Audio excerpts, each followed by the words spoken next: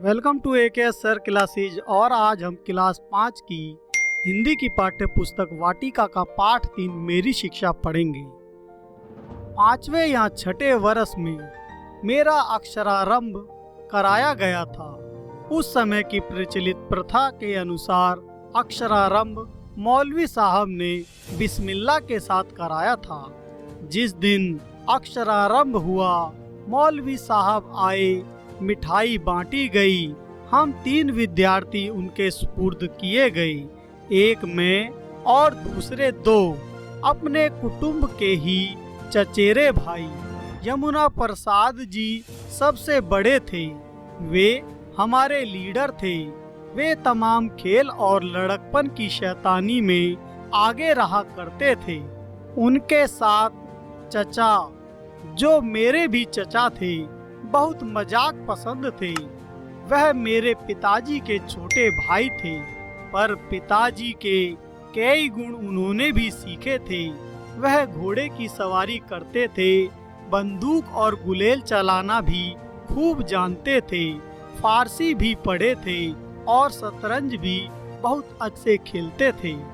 मौलवी साहब जो हम लोगों को पढ़ाने आए, विचित्र आदमी थे। उनका बहुत सी बातों पर दावा था। बलदेव चचा के मजाक के लिए वह एक बहुत उपयोगी साधन बन गए।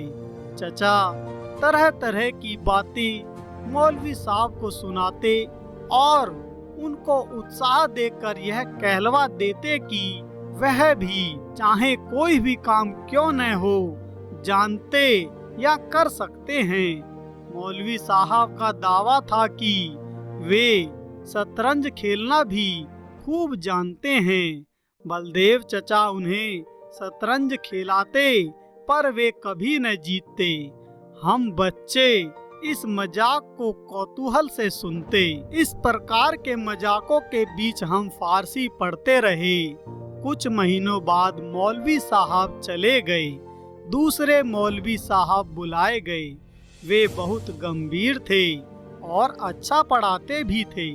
हफ्ते में 5.5 दिन फारसी पढ़ाते थे। बृहस्पतिवार की दोपहर के बाद और शुक्रवार की दोपहर तक फारसी से छुट्टी रहती थी।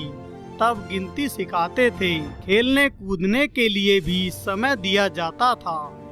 हम लोग खूब सवेरे उठकर मौलवी साहब के पास जाते थे। वे एक कोठरी में रहा करते थे। सामने आंगन में तख्त पोश पर बैठकर हम पढ़ा करते थे। सवेरे आकर पहले का पढ़ा हुआ पाठ दोहराया जाता। जो जितना जल्दी याद कर लेता, उसको उतना ही जल्दी नया सबक पढ़ा दिया जाता था। तब तक सूर्योदय हो जाता। हम अपना मुंह हाथ धो लेते और माँ के पास कुछ खाने के लिए पहुँच जाते। प्राय आधे घंटे की छुट्टी मिलती। नाश्ता करके लौटने पर सबक याद करना पड़ता और सबक याद करके सुना देने के बाद मौलवी साहब हुक्म देते, किताब बंद करो। किताब बंद करके तख्ती निकालनी होती। तख्ती भर जाती तो उसे धोना पड़ता। इस क्रिया में भी कुछ समय खेलने को मिलता। दोपहर को नहाने और खाने के लिए 1 या 1.5 घंटे की छुट्टी मिलती और खाकर फिर उसी तख्त पोश पर सोना पड़ता। मौलवी साहब चारपाई पर सोते। दोपहर के बाद दूसरा सबक मिलता और उसको याद करके सुनाने पर ही खेलने की छुट्टी मिलती। शाम को जल्द नींद आती। डर रहता कि मौलवी साहब हमें पलक झपकते देख न लें, नहीं तो मार पड़ती। जल्दी छुट्टी के 2 उपाय थे। खेल कूद में जमुना भाई लीडर थे। जल्दी छुट्टी पाने के लिए भी उपाय वही करते। पढ़ने के लिए तेल का दिया जलाया जाता था। जमुना भाई रेत की छोटी पोटली बना लेते और छिपाकर उसे दिए में रख देते। वह शीघ्र ही तेल सोख लेती और दिया जल्द बुझने पर आ जाता। मौलवी साहब दाई पर गुस्सा होते कि तेल कम क्यों डाला, और वे मजबूर होकर किताब बंद करने का हुक्म दे देते। और जो कुछ फारसी का ज्ञान हुआ उन्हीं मौलवी साहब ने दिया। हम सब भी उनको प्यार करने लगे थे।